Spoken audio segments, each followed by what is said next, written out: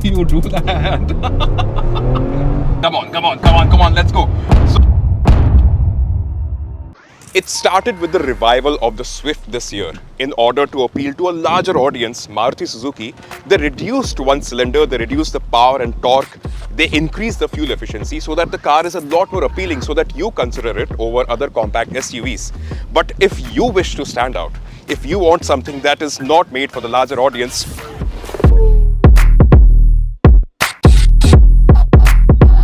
gets more power than the Altroz Turbo, more torque, more features, more styling.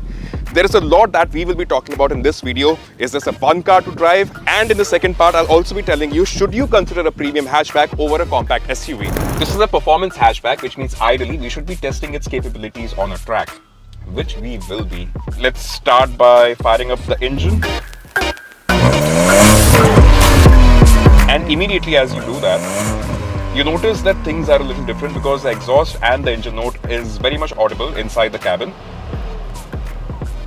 Once you turn down that AC. Okay, let's hit the road. South India is actually blessed with really good roads. And on these sweet roads, the Altroz Racer truly comes into its element. Alright, you can definitely hear that engine inside the cabin. You can also hear the exhaust note. Good thing or bad thing? Well, it does induce some sort of excitement, some sort of involvement as you're driving the car. So how is the Altroz to drive? Well, it never really had a lot of issues to begin with. The platform was very sorted, very flat, very stable around bends as well. The suspension, a true highlight of the Altroz. The steering feedback, again, very communicative. The only problem, the only issue a lot of people used to talk about was the engine performance, because this platform could take a lot more. So Tata Motors seems to have finally answered those sort of concerns we had with the Altroz. You now have 3 state of tunes with the very same 1.2 litre 3-cylinder engine. You have the NA, you have a turbo strapped on with slightly lesser power, you have a turbo strapped on with 120 horsepower, 170 Newton meters of torque. Same sort of power figures that the Nexon puts out. How is it to drive in the city? Does this engine make things a lot more better? In my books, it does. It is a lot more tractable. You can just leave it in third and all you need to do is, just manage the clutch. You have ample amount of torque to potter in the city just between the second and third gear. That is a good thing because the NA requires you to downshift and upshift a lot more. So that issue has been solved. Also, they have added new comfort features that make city driving a lot more easier and friendlier. Like for instance, a 360-degree camera, and special mention to the quality here because it is absolutely high definition. Also, they have added ventilated seats. So when you are in bumper to bumper traffic, when the air conditioning is not cooling at its best because there is no airflow through the condenser, you do have seats that will take care of the back. Also, you have some premium features. This is a premium hatchback, so you have a very good audio system. You have leather wrapped steering wheel that is very nice to grab. You have this interesting cabin with orange inserts that does make this cabin look a little bit more exciting than it already was. Has ambient lighting, has good visibility all around. Now, you're not sat as high as a compact SUV, but visibility is not a problem. The suspension doesn't make you feel as if you're driving a hatchback. This feels very much planted. This is a very sturdy car to drive. Be it good roads or bad roads, be it off-roads, and we did actually take this on a small track off the road, and we were impressed by the capabilities of the Altroz. So all in all, still a very friendly car to drive as long as you're okay driving a manual. Because as you can see, we are approaching a toll, and this is where you'll have to press the clutch, shift it to second, and then probably the first gear. I mean, not everyone wants to constantly be shuffling between gears. People are busy on their phone calls, people are busy listening to their favorite tracks or busy looking around if you're driving or touring in this car.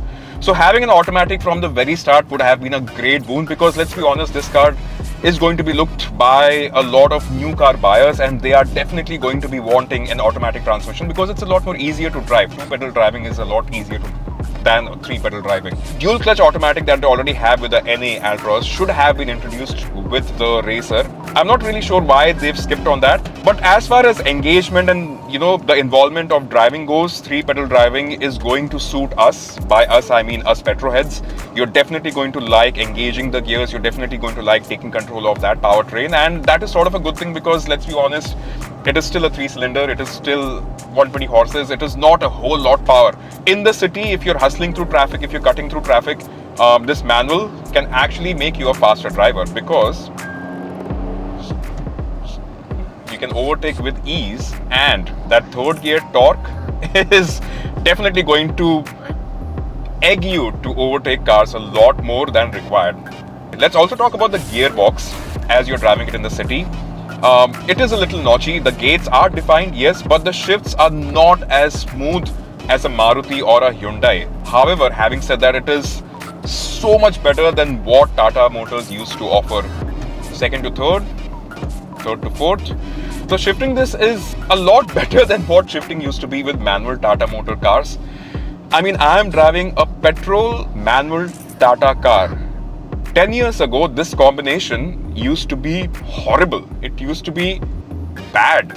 Today, it's right up there. It's very close to what Maruti and Hyundais are offering. But it definitely makes up for a mediocre gearbox by offering you good suspension. You don't have to slow down. You don't actually have to shift into first as you are crossing over a speed hump. This can do it easily. That suspension is really good. So there you go. Some benefits with the car, some negatives as well.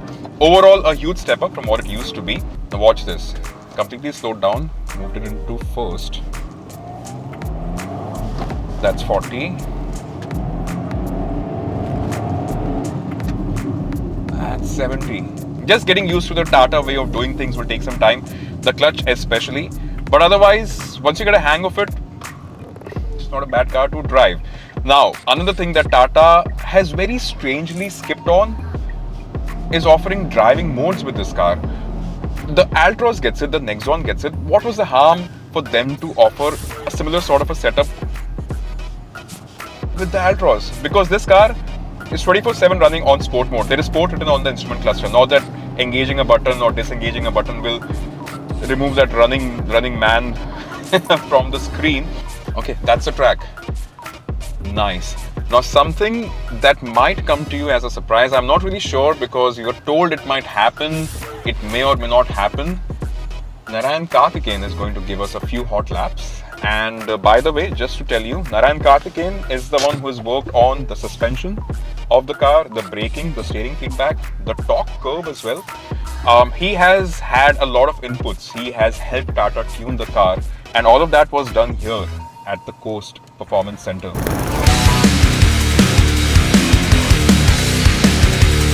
So basically I worked on the dynamics of the car. Yeah, we were told yesterday. The benchmarking was, for me, was the obvious one, was the i20, and in every way we wanted to be, not amongst the performers, but be top of the pyramid, and that's what we've achieved. So what we've done, 99.9% of the customers will drive it only on the road. On the road, yeah. But so we wanted to keep the plush ride as well. But on the track, we made it adaptable to the high-speed nature of driving. Right. And it is, very engaging, very fun, a lot of fun, very neutrally handling, and very easy to handle. Right. So the front plow is non-existent. All the Fronx and the i20, they have a lot of plow. We put a lot of feel on the steering, so there is a lot of connect with the driver, so you know what you're doing. Because of that, the car has been transformed. Little bit of work on the damping and the rear as well with planted and slightly always in the neutral side we've kept it for safety. But if you want to have fun, it has that nice cheeky oversteery also kind of feel. So I'll just demonstrate and then it'll be interesting to know what you think on the track. Yeah.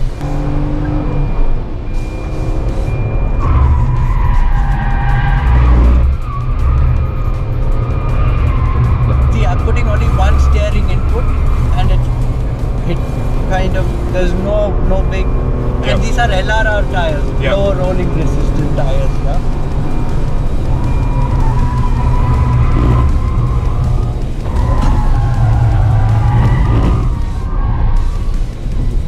But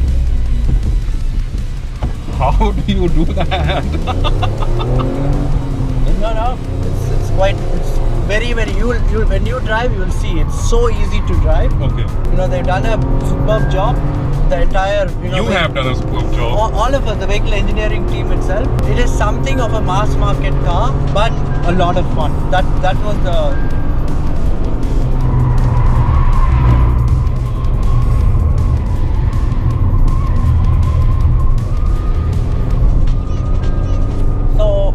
customer just upgrades the tires from a lower rolling resistance to a slightly better performing tire, it is in a different level. Yeah. But these are the OEM tires, Yeah. so we couldn't do much. When you were testing it out, like when you were helping them tune the Yeah, car, yeah. was it on these same tires? It was on these tires Okay. because we had to tune the car for these tires. So this is a very high speed, part of the track. You can see the roll Yeah. is much less, Yeah. and we're pulling quite a lot of G. Yeah. And then the next corner, it is about, you're doing 130, 140k, and then you can go immediately back on the throttle. See, minimum speed was 126, Right. and I love it because it's so pure, Yeah. and it's all manual and what have you. Yeah? That was a fun lap. Thank you. How do you take corners like that? So this is what is capable of.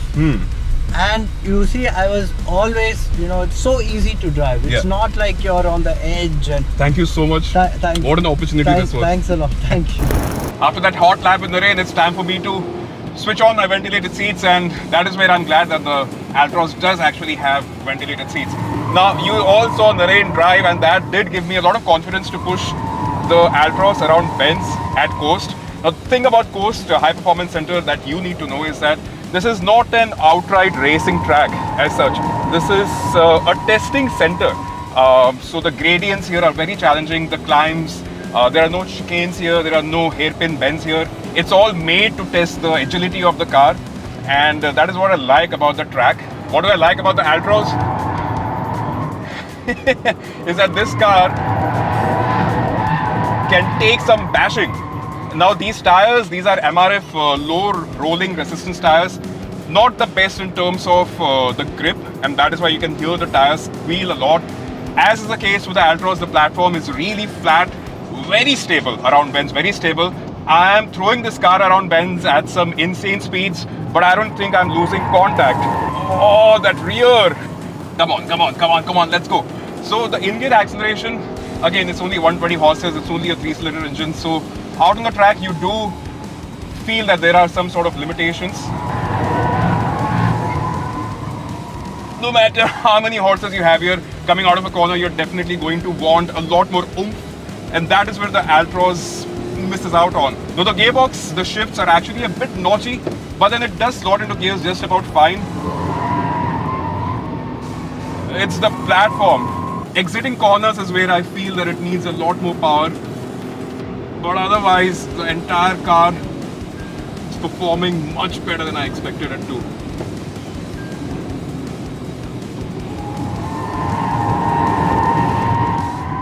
It's not very often that you get to drive a brand new car. This only has 1800 kilometers on the odo on a test track. And the instructor walked up to us after we were done with our session, and he told us that we were belting the car, we were pushing the car. Well, I take that as a compliment, because all of that is in the name of testing, so that you guys come to know that the Altroz has a very good platform, very flat. All in all, what a great fun car, and what a beautiful experience this was. I've been going to the racetrack, spent all my money on the dog in the bed. I put my heart into an 8-track cowbell there. My life was perfect, now it's starting to crack. Oh no. It's time for us to head back, and it's time for me to sum up my experience and also tell you if you should consider the Altroz. However, before that, I also want to talk to you about whether you should actually consider a premium hatchback, whether you should consider it over a compact SUV. See, as per my understanding, I believe a lot of people buy compact SUVs thinking that they are a lot more easier to live with, thinking that it has a lot more space, a lot more features, and a lot more ground clearance performance to offer. But that's not the case, guys. In fact, most of these premium hatchbacks sit on the same platform on which these compact SUVs sit. The features are pretty much the same. So if you take the Tata Altroz into consideration, this car has the same features that the Punch gets. In fact, this car has the same features that a Venue or maybe a Sonnet offers, except ADAS, but then ADAS is not necessarily suited for our Indian driving conditions. Now let me talk to you about these features, okay? This car has a 360-degree camera and a really good 360-degree camera with a 3D view. Very helpful. It gets 2 digital screens and both these screens are quite impressive.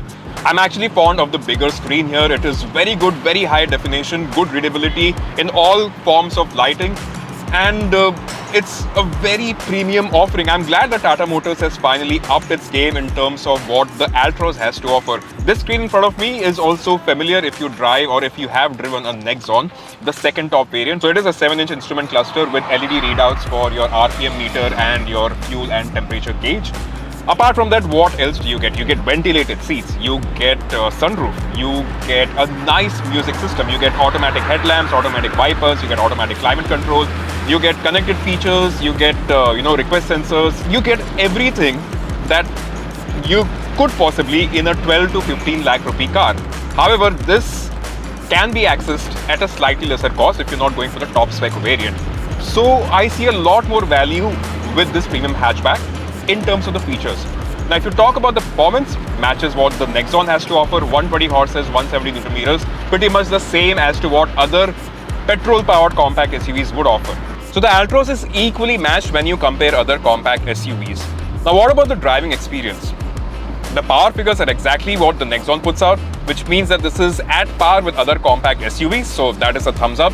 In terms of the driving manners, the suspension is, in my books, better than what the Venue has to offer, better than the Renault Kiger, the Magnite, and even the Sonnet. The only thing better than the Altroz is the Nexon, because the Nexon has slightly more travel in its suspension.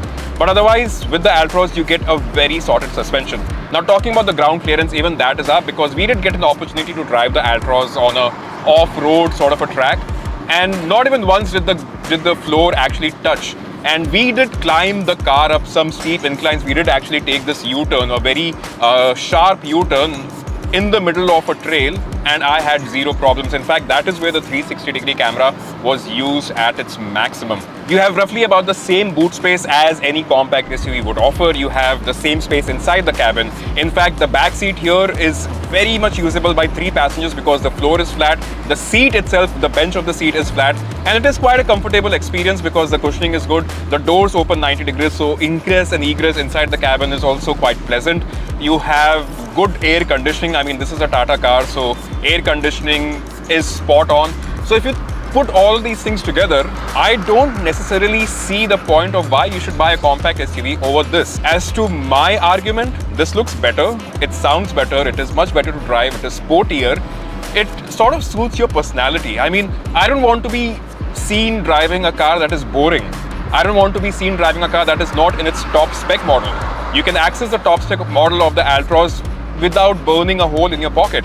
And these sort of attributes are exactly why I would recommend the Altroz over cars like a mid-spec Venue, a mid-spec Sonnet, just because it has so much going on for itself.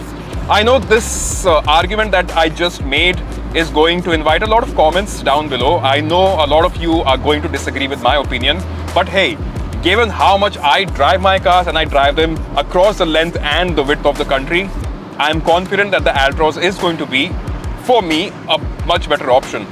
It is a heavy-duty vehicle. The panels are robust. The cabin, they have upped their level. Okay, the cabin is a lot better finished. The panel gaps, the glove box, it finally fits flush with the dashboard. Huge improvement by Tata Motors. If you talk about the sturdiness of the suspension components, if you talk about the sturdiness of other engine components, everything here is heavy duty. The only thing that pulls Tata down, the only thing, and you know this, the only thing that pulls Tata down is their after-sales service. Now, yet again, Tata Motors has assured us that they are working on it, they're getting it better, they're getting it up to industry standards, but it is still not there, and that is the only concern. Otherwise, this car is beautiful. Apart from the after-sales experience, the only other niggle that a few people might point out is the gearbox. Now, I know it is not as slick as a Hyundai or a Maruti gearbox, but here's the deal, guys. This gearbox is by far one of the best that Tata Motors is currently producing. It is not as slick, but it is very much livable with. And we did slam this gearbox a few times on the track, no issues at all. No grinding of gears, no, false gears, no false neutral, nothing of that sort. It's a huge step up. So here's the deal, guys. If you are in the market with 50 lakhs to spend and you are considering a compact SUV, Why not look at the Altroz Racer? For 13 lakhs on road, you can get yourself this top model. For slightly lesser, you can get the second top, the R2 variant, which I believe is a lot more value for money because it just misses out on a few features, but you still get this entire package. And you can get it for 12.7 lakhs on road. That is great value for a car that can do everything, for a car that can live with you during the week, and for a car that can also double up as your weekend wheels and sort of offer that enthusiastic driving experience. For me, this is a very good buy, a clear winner if you are comparing this with other compact SUVs because, I mean, it looks good, looks nice, and yeah, if I were to buy one, it has to be that grey that I showed you before. Anyway, thank you so much. Drive safe out there.